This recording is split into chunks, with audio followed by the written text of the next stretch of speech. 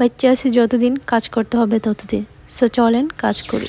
বাসায় এসে দেখি দুইটা বড় বড় পার্সেল আমার জন্য রেখে দিছে। সো এখন এটাই আমাকে আনবক্সিং করতে হবে। যদিও আমি জানি ভিতরে দুটো ডিনার সেট আছে, বড় ভাই পাঠাইছে নারায়ণগঞ্জ থেকে, কারণ সামনে বড় ভাইয়ের বিয়ে। সো তার নতুন সংসারের জন্য নতুন নতুন জিনিস তো লাগবে। আর আমি হচ্ছে বর্তমানে বাসার একমাত্র কামলা, সরি কামলি হবে নাকি, যাই হোক হোয়াটএভার। সো ডিনার সেটগুলোকে এখন আমার আনবক্সিং করে মুছে দেন এগুলোকে গুছিয়ে রাখতে হবে।